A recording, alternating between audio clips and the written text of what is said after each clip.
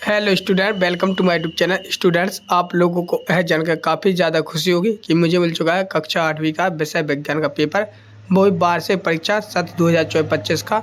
और ये कक्षा 8वीं का जो विज्ञान का पेपर है ये 28 फरवरी को होने जा रहा है। तो 28 फरवरी के लिए पेपर काफ़ी ज़्यादा महत्वपूर्ण होने वाला है, क्योंकि इस पेपर के माध्यम से आप लोग अपनी तैयारी भी कर सकते हो। साथ ही साथ आपको ये अनुभव लग जाएगा कि हम पे कितना बढ़ रहा है और कितना नहीं बढ़ रहा है। ठीक है, तो चलिए शुरू करते हैं। तो सर्वप्रथम आप लोग देख सकते हो समय 2.5 घंटा का रहेगा और पूर्णक रहेगा 60 नंबर का। तो 60 नंबर का पेपर पर को 2.5 घंटे में करने हैं। ठीक है, तो हम लोग सही विकल्प से ही स्टार्ट करते हैं। आप लोग पता ही होगा 5 नंबर के सही विकल्प आना है, 5 नंबर के रिक्त स्थान आना है। तो पहला प्रश्न लिखा है मलेरिया परजीवी का वाहक है। जो मलेरिया का परजीवी वाहक है वो कौन है? इनमें से 4 ऑप्शन है, 4 ऑप्शन में सही आंसर बताना है। जो आंसर आपको सही लगे वो आप लोग बेशक कमेंट कर सकते हैं। इसके आंसर भी मैं बताऊंगा। ऑप्शन लिखा है मादा एनोप्लिज मच्छर, बा लिखा है घरेलू मक्खी, सा लिखा है कॉकरोच और दा है तितली। अब आप लोग बताएं इसमें सही आंसर क्या है। तो यहाँ पर एक बच्चे ने कमेंट करके बताया कि सर इसका ऑप्शन सही है, मादा एनोप्लिज मच्छर। तो इसका सही आंसर इसने दिया है, ऑप्शन आपका सही हो जाता। तो इससे हमें पता लग रहा है कि बच्चों पर बन रहा है। ठीक है, दूसरा लिखा है यहाँ पर कि निम्नलिखित में से किसको पीट कर पतली चादरों में परिवर्तित किया जाता है। तो इनमें 4 ऑप्शन है। इन 4 को किसको मतलब कि पीट कर इनको पतला बनाया जाता है, जैसे जिंक हुआ, सल्फर हुआ, फास्फोरस, ऑक्सीजन। तो इसका सही आंसर क्या रहेगा? तो इसका सही आंसर रहेगा आप लोग सामने यहाँ पर जिंक। ऑप्शन इसमें भी सही हो जाता है। अगला क्वेश्चन है जो आपका है रबी की फसल का उदाहरण है। देखो, रबी और खरीफ की फसलें आपके पेपर में डेफिनेटली आनी है, आप लोगों को इनके उदाहरण पता ही होना चाहिए। तो अब आप लोग जल्दी कमेंट बताएं। ऑप्शन में मक्का है, बा में धान है, सा में मूंगफली और दा में चना। तो इसका सही आंसर हो जाता आप लोग सामने जल्दी से बताएं, जिन लोग पता, जिन लोगों को नहीं पता तो चलिए। तो यहाँ पे एक बच्चे ने कमेंट किया सर चना। तो बिल्कुल सही आंसर है, क्योंकि जो रबी की फसल है वो हमेशा सर्दियों में बोई जाती है। यानी कि अभी जैसे गेहूँ हुआ, राई हुई, सरसों हुआ। ठीक है, इस प्रकार से। तो अभी चना और मटर भी बोते हैं, तो चना आपका सही आंसर। बाकी ये 3 है, ये 3 है, ये काफ़ी है खरीफ की फसलें हैं। ठीक है, अगला क्वेश्चन है क्वेश्चन नंबर 4, जिसमें लगा है संचरणीय रोगों का सबसे मुख्य कारक क्या है। तो जो संचरणीय रोग होते हैं उसका मुख्य कारक है आपका घरेलू मक्खी। मतलब कि जो घरेलू मक्खी है इसकी के द्वारा ही सभी रोग फैलते हैं। तो इसमें जाएगा घरेलू मक्खी। अगला क्वेश्चन नंबर 5, जिसमें लगा है कोशिका की खोज किसने की थी। बहुत ही very very most important question है, वो आप लोग बनता भी होगा। कोशिका की खोज किसने की थी? तो रॉबर्ट हुक ने की थी। किसने? रॉबर्ट हुक ने। ऑप्शन आपका सही हो जाता है। ठीक है, इस प्रकार से आप लोग सामने यहाँ पर सही विकल्प पूरी तरह से कंप्लीट हो गए हैं। चलिए अब हम बढ़ते हैं नेक्स्ट क्वेश्चन को। नेक्स्ट क्वेश्चन आप लोग सामने यहाँ पर रिक्त स्थानों की पूर्ति कीजिए, जो कि रिक्त स्थान आपके प्रश्न क्रमांक 6 से 10 तक है, और ये भी रिक्त स्थान 1 नंबर के हैं। तो पहला प्रश्न लगा है पर एक स्थान पर एक ही प्रकार के बड़ी मात्रा में उगाए गए पौधों को क्या कहते हैं। तो यहाँ पर फसल कहते हैं हम लोग, इसमें फसल लिख देंगे। ठीक, फसल। प्रश्न नंबर 7, जिसमें लिखा है हैजा के द्वारा होता है। हैजा किसके द्वारा होता है, मतलब हैजा किसके द्वारा होता है। तो आप लोग जान के बता दूं, हैजा जीवाणु के द्वारा होता है। तो इसमें आपको जीवाणु लिख देना है, जीवाणु। ठीक है, इस प्रकार से जीवाणु लिख देना है। और प्रश्न नंबर 8 में लिखा आप सामने यहाँ पर सांस लेसे की भांति प्लास्टिक भी एक है। तो प्लास्टिक क्या है? एक बहुलक है। तो क्या लिखोगे? बहुलक। बहुलक आपको इस प्रकार से लिखना है। तो इस प्रकार से आप लोग सामने यहाँ पे ये 1 नंबर के रिक्त स्थान होते जाएंगे। और फिर आप लोग सामने आएगा प्रश्न 9, जिसमें लिखा फास्फोरस बहुत अधातु है। तो कैसा धातु है? तो आपको लिखना है यहाँ पर सक्रिय। ठीक है, सक्रिय अधातु है। और प्रश्न नंबर 10 में लिखा है खालिस्तान तथा खालिस्तान जीवाश्म ईंधन है। तो देखो इसमें लिखना आपको क्या? कोयला। ठीक है, कोयला।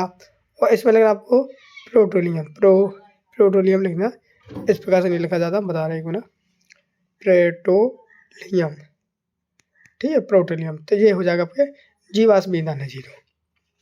तो इस प्रकार से आप लोग सामने आपको आ गया होगा समझ कि 5 आपके रिक्त स्थान और 5 सही विकल्प पूरी तरह से कंप्लीट हो गए हैं। अब चलिए हम करेंगे अति लघु उत्तरीय प्रश्न। क्या करेंगे? अति लघु उत्तरीय प्रश्न, जो कि यहाँ पर ये 2 नंबर में है। ठीक है, 2 नंबर में इन सभी को करेंगे। तो पहले प्रश्न देख लेते। पहला प्रश्न है प्रश्न 11, जिसमें लिखा है सिंचाई क्या है। सिंचाई क्या है? तो इसका भी आंसर देंगे हम लोग इसी क्रम में। बड़ा है 12 नंबर, 13 में, इस प्रकार 16 है, 17, 18 है, और यहाँ से 17 से दो प्रश्न 17 से लग जाएंगे आपके 3 नंबर के। ठीक है, और अगला आप प्रश्न है द्वितीय प्रश्न, जो कि यहाँ पर प्रश्न 23 से 26 तक 5 नंबर के। अब इन सभी का आंसर हम आप लोग सामने यहाँ पर मैंने सभी जितने जो आपके इस पेपर में क्वेश्चन है, ये क्वेश्चन, इन सभी क्वेश्चन के मैंने आंसर एक PDF बना लिए, उस पीडीएफ के माध्यम से आपके सामने आंसर और क्वेश्चन दोनों ही बताऊंगे। तो चलिए हम लोग पहले 11 से इसके आंसर देखते हैं। तो स्टूडेंट जरा आप क्वेश्चन नंबर 11 जिसमें कहा है सिंचाई क्या है, ठीक है, यही वाला क्वेश्चन था। उत्तर लिखेंगे हम लोग, उचित समय एवं अंतराल में फसल को जल देना सिंचाई कहलाता है। तो ये क्वेश्चन नंबर की आंसर हो जाएगा। काफ़ी ज़्यादा शारीरिक क्वेश्चन रहेंगे तो आप लोगों को बन ही जाएंगे, फिर भी आप लोग देख ले जाए, ठीक है। विलेन को सूंघने पर किस प्रकार की गंध आती है? तो जब हम लोग विलेन को सूंघते हैं तो एल्कोहल जैसी गंध आती है। एल्कोहल आप लोग जानते हैं क्या कहलाता है? दारू, शराब, ठीक है ना। तो जैसे दारू की शराब आती है ना एल्कोहल, तो वैसे इसकी ही मतलब गंध आती है। अगला नंबर 13 जिसमें लगा है थर्मोस्टेटिक प्लास्टिक किसे कहते हैं? तो इसका उत्तर लिखेंगे, वह प्लास्टिक जो गर्म करने पर विकृत नहीं होता उसे हम थर्मोस्टेटिक प्लास्टिक कहते हैं। जैसे बेकेलाइट और मेलालाइन, ये दो उदाहरण है, ये जो प्लास्टिक जो विकृत नहीं होता, ठीक है। ये क्वेश्चन नंबर 13 का आंसर है।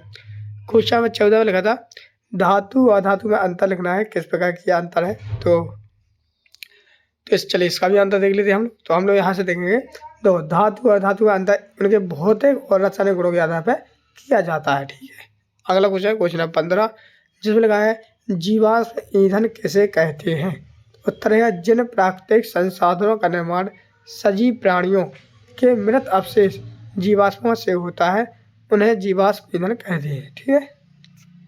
अगला क्वेश्चन नंबर 16 जिसमें लगा है जब फायर ब्रिगेड आती है तो वह क्या करती है? तो आप लोगों को उत्तर में वह जलती आग पर जल डालते हैं, ठीक। अगला क्वेश्चन नंबर 17 जिसमें लगा है निम्न के दो उदाहरण दीजिए। जैसे कि यहाँ पर खरीफी फसल और रबी फसल, इन दो की क्या देना आपको? उदाहरण देना है। तो देखो खरीफी फसल की है, देखो आपके पास सोयाबीन, मक्का और मूंगफली और धान एवं कपास, ठीक है। और रबी की फसल की अगर बात करें तो इसका हो जाएगा गेहूँ, चना, मटर तथा सरसों। ये हो जाएगा फिर रबी की। तो ये खरीफी है, ये रबी की, ठीक है। तो रबी से ऐसे समझो आप लोग, रबी मीन्स होता है सर्दी। आपके दोस्त का कोई नाम हो रबी तो उसे समझ जाओगे रबी मुझे सर्दियों में ज़्यादातर मिलता है। तो सर्दियों में जो फसल है तो वो हो जाएगी रबी की, और जो बरसात के टाइम पे होती है तो वो हो गई खरीफ की।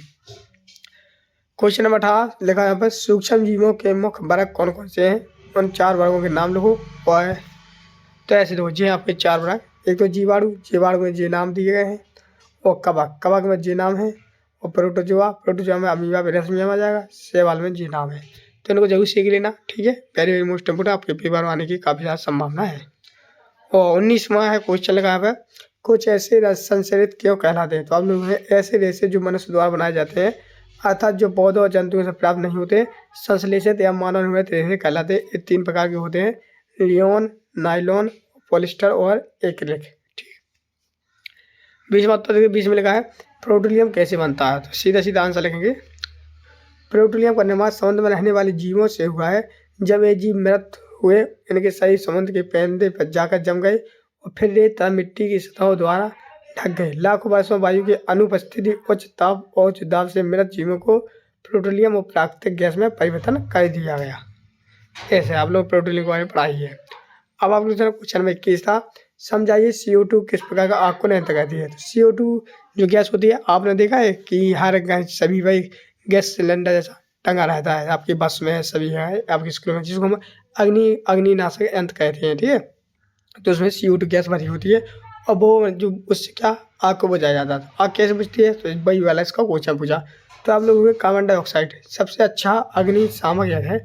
ऑक्सीजन से भरी होने के कारण CO आग को एक कंबल की तरह लपेट लेती है। इससे ईंधन और ऑक्सीजन के बीच के संपर्क टूट जाता है, वो आग पर नियंत्रण हो जाता है। मान लो कि जो आग लगती है तो वो ऑक्सीजन की उपस्थिति में ही लगती है, और जो CO2 होती है वो ऑक्सीजन को आग से नहीं मिलने देती, सीधी सीधी बात है। तो इससे आपकी आग अपने आप ऑटोमेटिक बुझ जाती है। अगला क्वेश्चन नंबर 22 जिसमें लगा है वनोन्मूलन के कारणों को वर्गीकृत कीजिए। उत्तर लिखिए हम वनोन्मूलन के कारणों को 2 भागों में वर्गीकृत कर सकते हैं। मानव निर्माण कारण एक हो जाएगा मानव द्वारा, तो हो जाएगा कृषि के लिए भूमि प्राप्त करना, और घरों एवं कारखानों का निर्माण, फर्नीचर बनाने, लकड़ी ईंधन के रूप में, और प्राकृतिक द्वारा तो हो जाएगा वाहनों की आग और भीषण सूखा। ये हो जाएंगे, ये 2 भाग हैं। अगला क्वेश्चन नंबर 23 जिसमें लिखा है खरपतवार क्या है, हम उसका नियंत्रण कैसे करते हैं? तो आप लोग उत्तर लिखेंगे खेत में फसल के साथ कई अवांछित यानी बेकार पौधे भी प्राकृतिक के रूप से फसल के साथ उग जाते हैं। इन्हें अवांछित पौधों का खरपतवार कहते हैं। खरपतवार नियंत्रण करने की विधियां हैं, कौन कौन सी है? एक तो देखो ये है विधियां, फसल उगाने से पहले खेत को जोतने से खरपतवार सूख कर खत्म हो जाता है।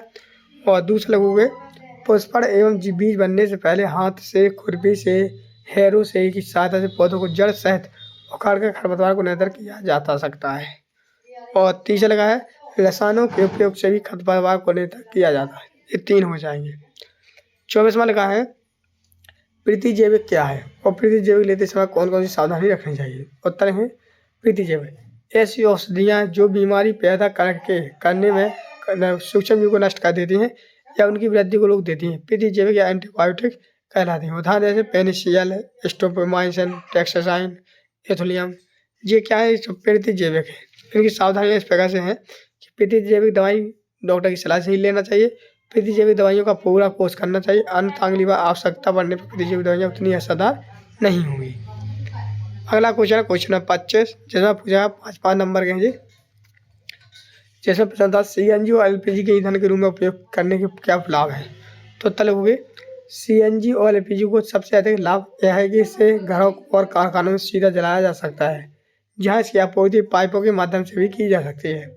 CNG और LPG का उपयोग परिवहन वाहनों में ईंधन के रूप में किया जा सकता है, क्योंकि ये कम प्रदूषणकारी स्वच्छ ईंधन के रूप में होने के साथ सस्ते भी होते हैं। तो इस प्रकार से क्वेश्चन नंबर 25 का आंसर हो गया। क्वेश्चन नंबर 26 देखते हैं। क्वेश्चन नंबर 26 में आप लोग सामने यहाँ पर जंतु कोशिका और पादप कोशिका में अंतर पूछा गया। तो जी आपका पादप कोशिका है और जी जंतु कोशिका है। तो इनको आप लोग वीडियो को रोक सीख भी सकते हो। तो इस प्रकार से आप लोग सामने यहाँ पर विज्ञान का पूरा शुरू से बता दिया है। आगे आप लोग इसी प्रकार से सामाजिक कभी भी पेपर चाहते हैं तो कुछ नहीं करना, बस चैनल को सब्सक्राइब करके वीडियो को लाइक करें। तो मिलते हैं नेक्स्ट वीडियो, तब तक के लिए जय भारत।